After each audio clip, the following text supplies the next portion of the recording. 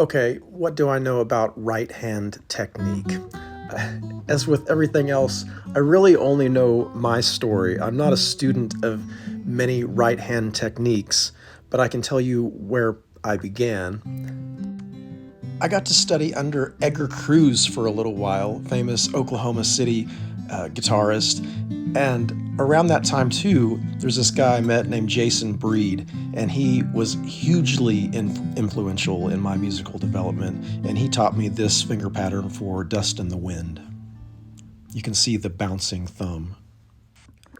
So the way my right hand developed was I just kind of had this one bouncing thumb technique, and then I just started to make that work for me wherever I was. Like I started playing the blues with that and understanding how I could take that basic, that bouncing thumb thing and just turn it into a lot of other things. So I spent a lot of time internalizing that rhythm just over lots of repetition.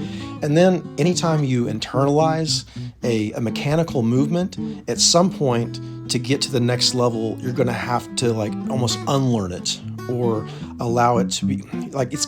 If you get too mechanical, then you get this weird repetition thing happening, and it's dangerous though to kind of get away from the mechanics, because once you've got the machine going, you don't want it to stop. But now the idea is to kind of move in and out of these different finger picking techniques as I'm going through a form, the form of a song. So the origins of my finger picking were the classical studies, for some kind of independence, and then just kind of this dust in the wind pattern, and I just played it and played it and played it until I started it just kind of learning songs over and over again and playing songs. It just kind of all over time, I guess there's something that's working for me in some sense in the right hand at this point.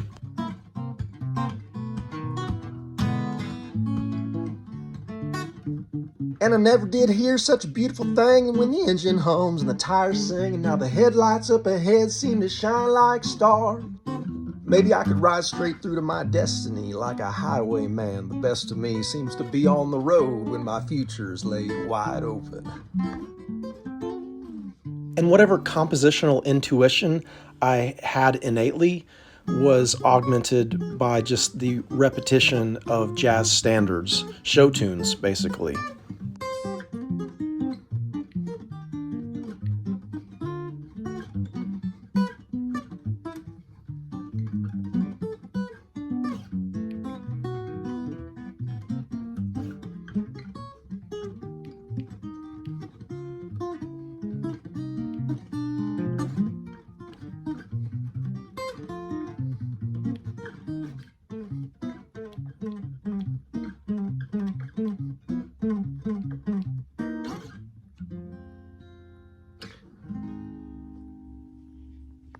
This composition by Thelonious Monk, these chord changes,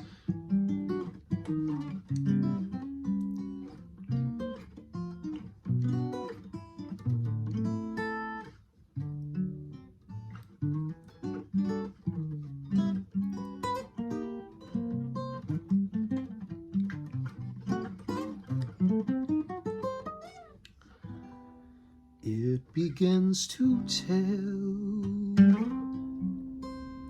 round midnight.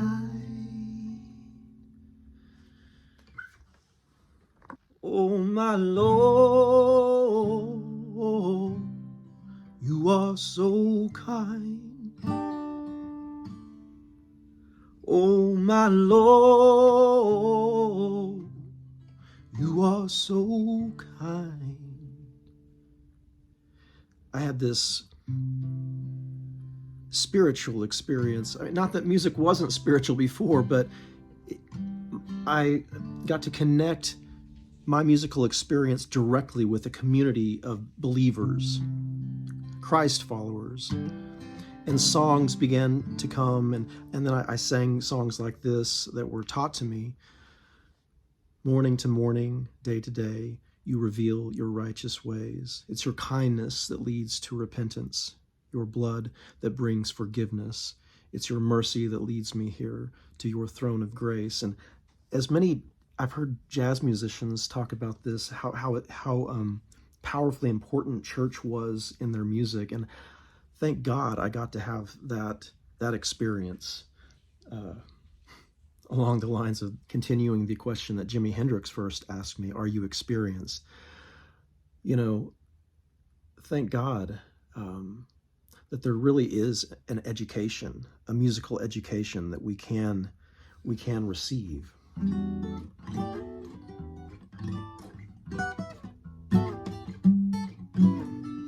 I went after those chords because of McCoy Tyner, because I was listening to McCoy Tyner move all up and down this modal thing that I discovered.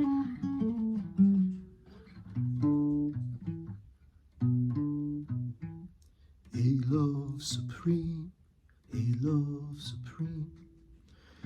And Mr. Coltrane said, we acknowledge the one love, we resolve